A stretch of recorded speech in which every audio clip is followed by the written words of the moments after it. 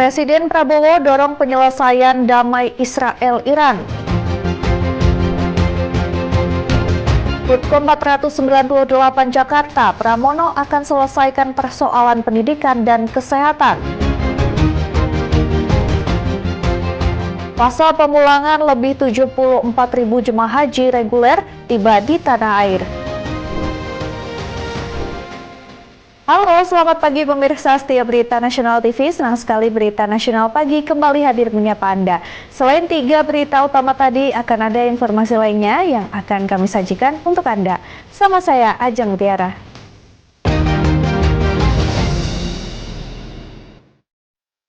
Informasi yang pertama, pemirsa, Presiden Prabowo Subianto mendorong Israel dan Iran untuk segera menurunkan ketegangan dan mencari jalan damai. Presiden Prabowo menekankan pentingnya deeskalasi dan diplomasi internasional. Pertemuan Bapak dengan Putin ini juga membahas. Presiden Republik Indonesia Prabowo Subianto menegaskan dukungan Indonesia agar Israel dan Iran segera menurunkan ketegangan dan mencari jalan damai. Pernyataan ini disampaikan Presiden dalam kunjungannya ke Rusia.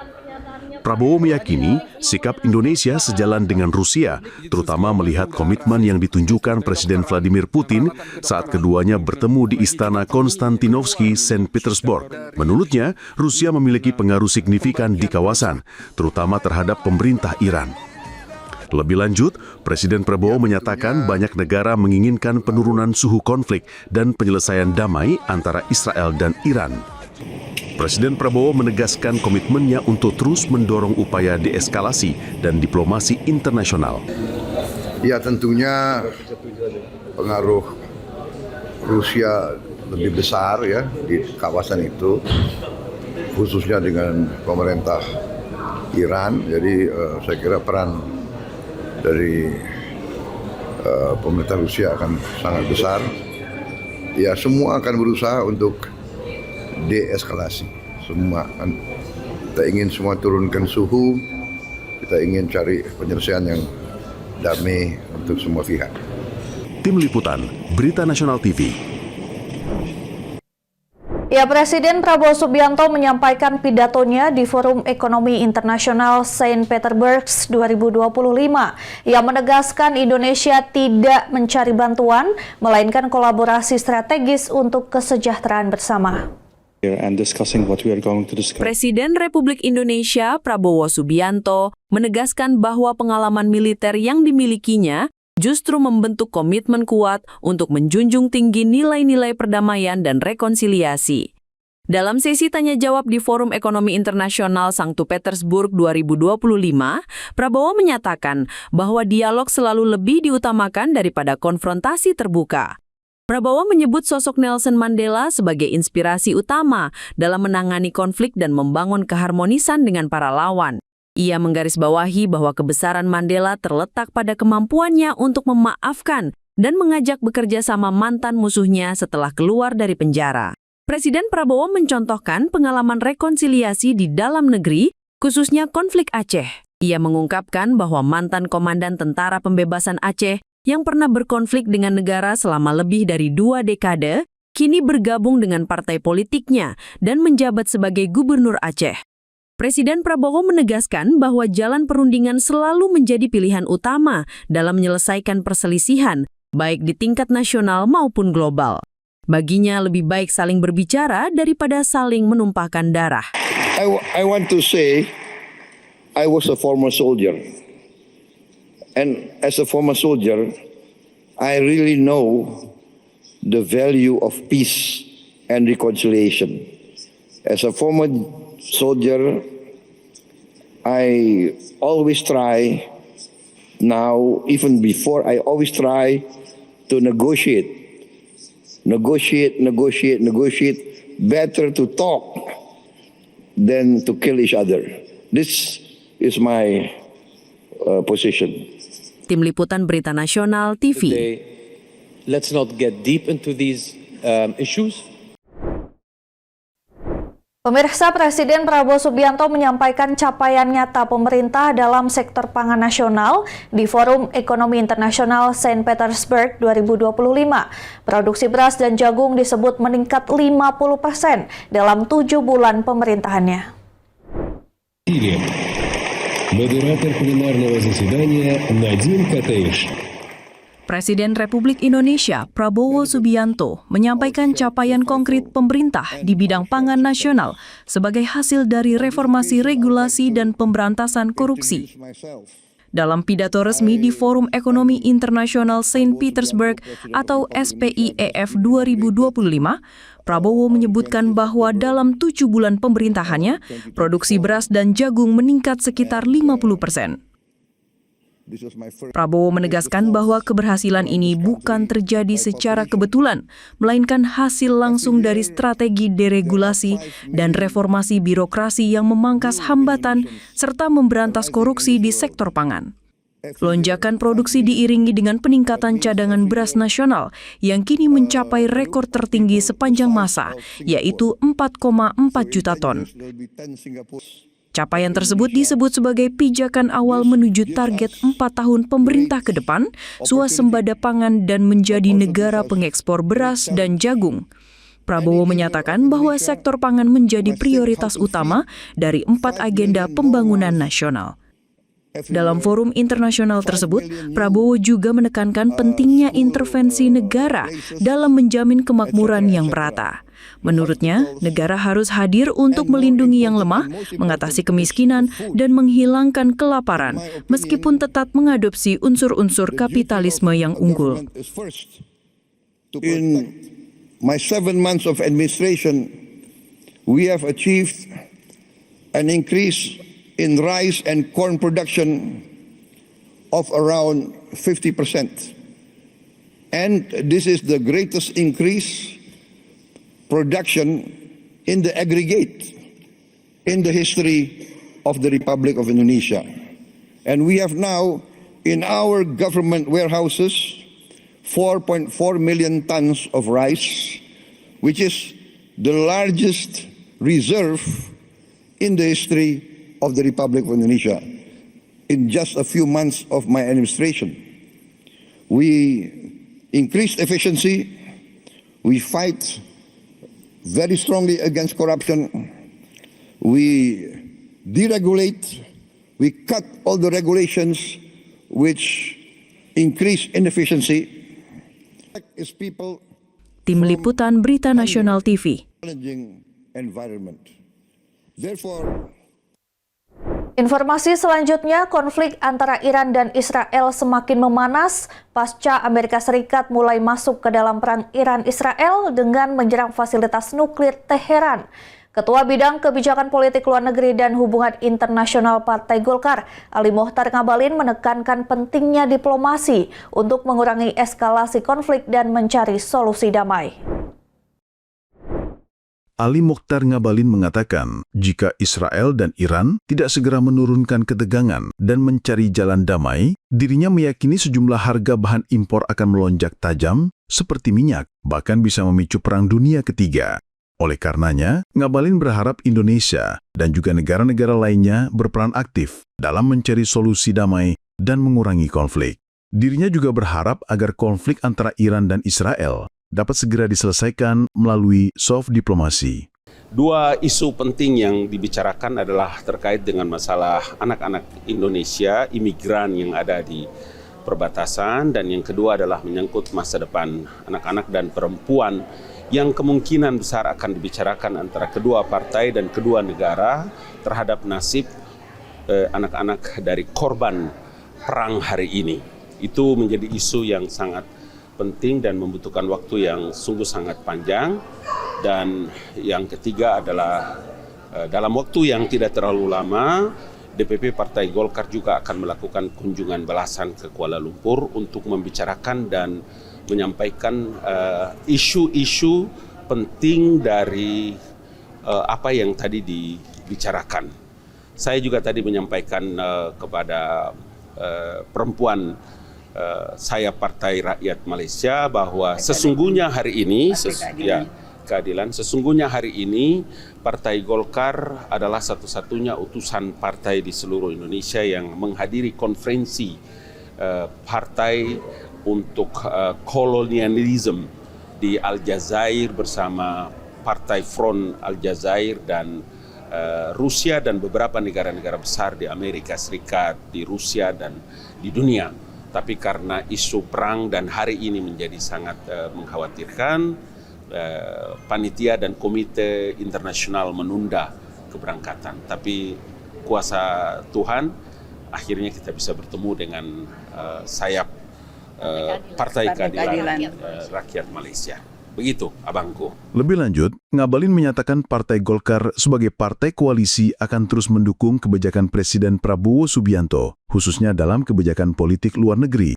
Dari Jakarta, Natasha Alko, Ade Chandra, Mahendra Dewananta, Berita Nasional TV. Divisi Humas Polri menggelar dialog publik dalam rangka penguatan internal Polri menyongsong Indonesia Emas 2045.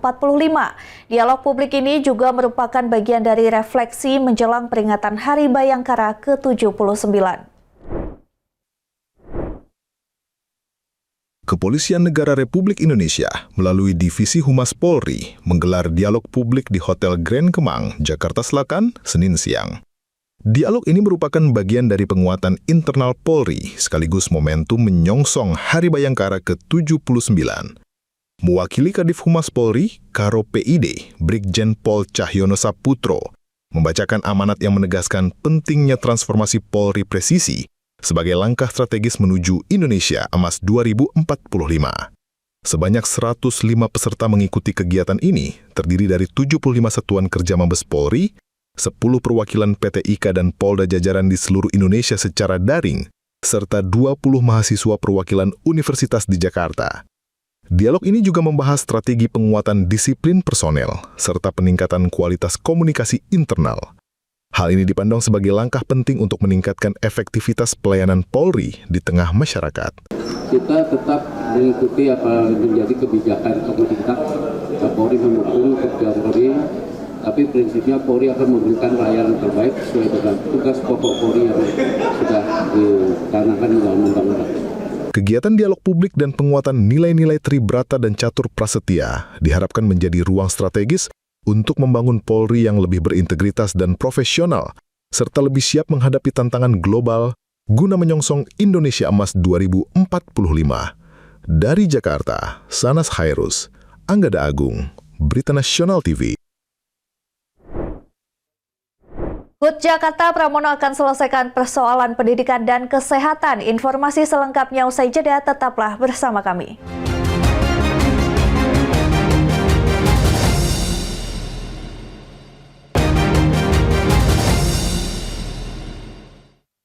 Terima kasih Anda masih menyaksikan Berita Nasional Pagi. Pemirsa, upacara peringatan Hari Ulang Tahun ke-498 Jakarta dilaksanakan di kawasan Silang Monas, Gambir, Jakarta Pusat. Gubernur Jakarta Pramono Anung bertekad menyelesaikan persoalan mendasar yang berkaitan dengan kesehatan dan pendidikan. Upacara peringatan Hari Ulang Tahun ke-498 Jakarta digelar di kawasan Silang Monas, Gambir, Jakarta Pusat, Minggu pagi. Sejumlah pejabat Forkopimda turut hadir dalam upacara ini. Upacara juga turut dimeriahkan dengan defile pasukan TNI, Polri, hingga jajaran Pemprov DKI, termasuk pasukan Orange, Biru, Kuning, hingga pasukan Putih. Gubernur Jakarta Pramono Anung dalam sambutannya menegaskan di bawah kepemimpinan dirinya dan Wakil Gubernur Jakarta Rano Karno, Pemprov DKI Jakarta berkomitmen untuk melanjutkan pembangunan ibu kota dengan partisipatif dari keinginan, kemauan, dan persoalan yang ada di masyarakat. Selain itu, pihaknya juga berkomitmen untuk menyelesaikan persoalan-persoalan mendasar, terutama yang berkaitan dengan kesehatan, pendidikan, dan sebagainya, seperti Kartu Jakarta Pintar, Kartu Jakarta Sehat, lansia, difabel, serta program pemutihan ijazah. Dan yang terakhir tentunya kami akan melanjutkan pembangunan Jakarta menuju kota global yang berbudaya, inklusif, dan yang paling penting adalah bisa bertarung di tingkat internasional. Karena itu menjadi hal yang penting, sehingga saya dan Bang Dul berkomitmen untuk itu. Mudah-mudahan ulang tahun yang kita adakan pada hari ini dengan tema kebersamaan untuk memperingati ini bisa memberikan makna bagi warga Jakarta. Bang Dul, kami silakan. Pramono Anung dan Rano Karno berkomitmen akan melanjutkan pembangunan Jakarta menuju kota global yang berbudaya, inklusif, serta bisa bersaing di tingkat internasional. Dari Jakarta, Tim Liputan Berita Nasional TV. Beralih ke kabar lain, pemirsa, 5 orang pelaku pengedar narkoba jenis sabu di wilayah Ketapang, Lampung Selatan diamankan polisi. Saat digerebek di 3 lokasi berbeda, polisi mendapati barang bukti seberat 1,09 kg. Dari 5 pelaku, mirisnya 3 pelaku diantaranya masih di bawah umur.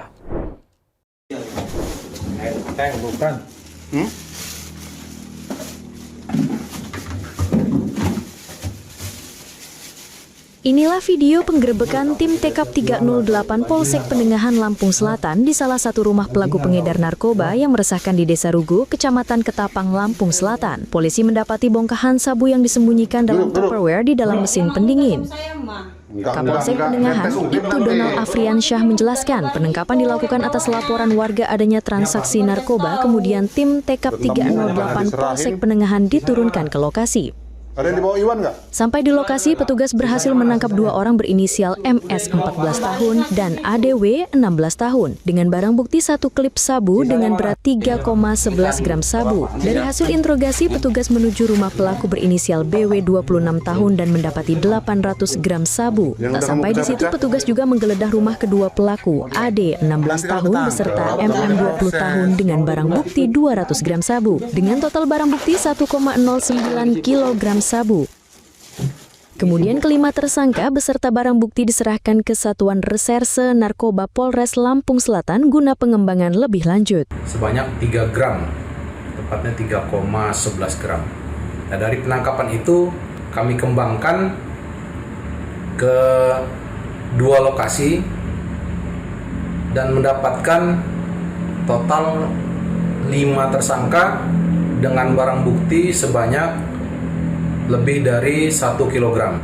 Kini para tersangka ditahan di Mapolres Lampung Selatan dan dijerat dengan pasal 114 ayat 1 Undang-Undang Republik Indonesia Nomor 35 Tahun 2009 tentang narkotika. Ancaman maksimal penjara seumur hidup. Dari Lampung Selatan, Lampung, Tim Liputan Berita Nasional. Pemirsa, ribuan warga dari berbagai suku senusantara melakukan upacara adat ngertaken bumi lamba di Taman Wisata Alam Gunung Tangkuban Perahu, Lembang, Kabupaten Bandung Barat. Ritual adat tahunan ini bertujuan untuk menjaga dan melestarikan alam di tanah Pasundan.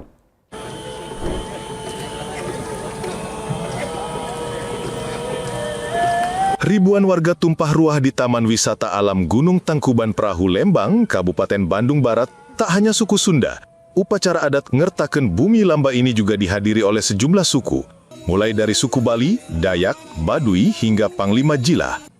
Upacara adat tahunan ini bertujuan untuk terlibat aktif dalam menjaga dan melestarikan alam, khususnya alam tanah Pasundan yang sudah mulai rusak oleh pembangunan wisata maupun perumahan.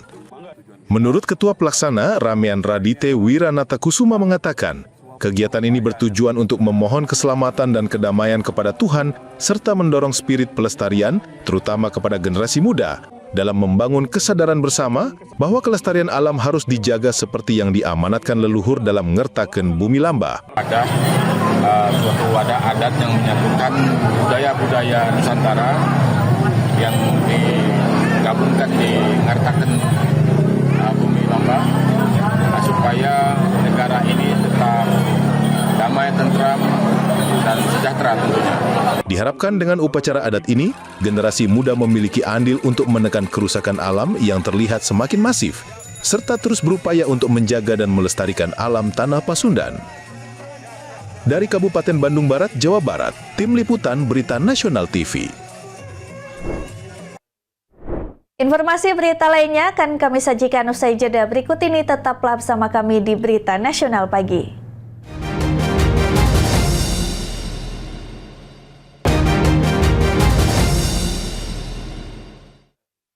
Terima kasih Anda masih bersama kami, pemirsa. Hingga hari ke-53 operasional Haji 1446 Hijriah, proses pemulangan jemaah haji ke tanah air berlangsung lancar. Data dari Sistem Informasi dan Komputerisasi Haji Terpadu per 22 Juni 2025 mencatat bahwa sebanyak 74.447 jemaah dan petugas telah tiba di Indonesia.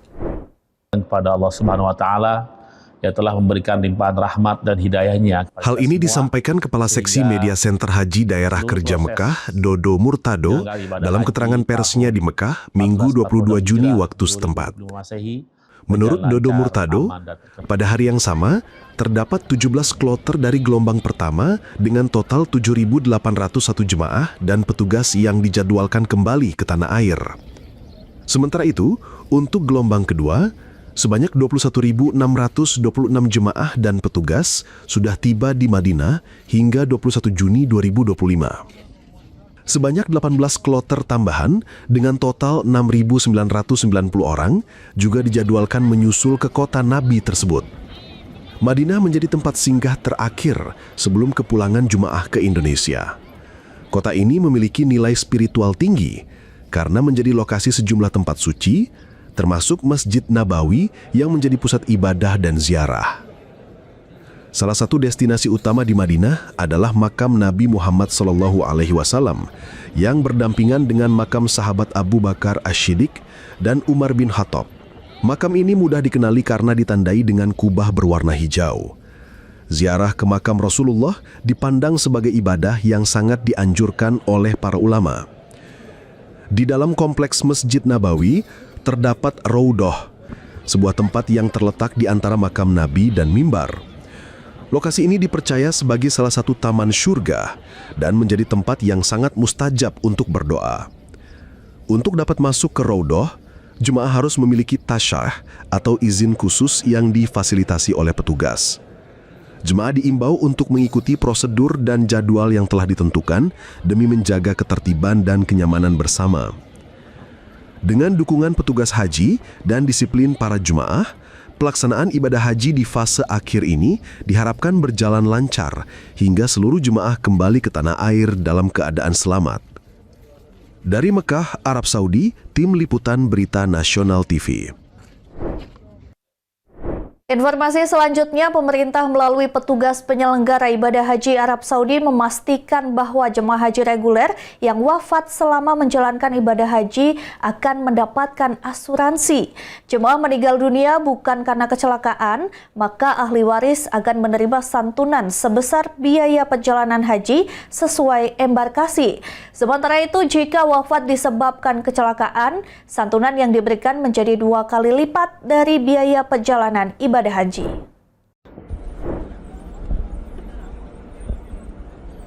Penegasan ini disampaikan oleh Ketua Petugas Penyelenggara Ibadah Haji Arab Saudi, Mukhlis M. Hanafi di Mekah, Minggu 22 Juni waktu setempat. Menurut Mukhlis M. Hanafi, untuk jemaah yang mengalami cacat tetap total akibat kecelakaan, juga berhak menerima santunan sebesar biaya perjalanan ibadah haji. Jika cacat yang dialami hanya sebagian, maka besar santunan disesuaikan dengan tingkat keparahannya, dengan batas maksimal sebesar biaya perjalanan ibadah haji. Masa perlindungan asuransi ini berlaku sejak jemaah masuk ke asrama haji di embarkasi hingga kembali dan keluar dari asrama haji di debarkasi. Bahkan jika jemaah masih menjalani perawatan di rumah sakit setelah fase haji berakhir, perlindungan akan diperpanjang hingga Februari 2026. Pengajuan klaim dapat dilakukan secara online melalui portal e-klaim JMA Syariah atau dikirim via email. Setelah seluruh dokumen lengkap dan disetujui, pencairan klaim akan diproses maksimal dalam 5 hari kerja dan langsung ditransfer ke rekening jemaah atau ahli waris. Dokumen yang dibutuhkan untuk klaim berbeda tergantung pada kondisi wafat, apakah terjadi di Arab Saudi, di tanah air, atau di pesawat. Namun secara umum diperlukan surat keterangan kematian, surat pengantar dari Kemenak, resume medis, salinan identitas, dan data dari sistem Siskohat. Dari Mekah, Arab Saudi, Tim Liputan Berita Nasional TV. Pemirsa, informasi tadi sekaligus mengakhiri jumpa kita. Demikian Berita Nasional Pagi telah menemani Anda. Saya Jentira beserta kru yang bertugas pamit undur diri. Terima kasih dan sampai jumpa.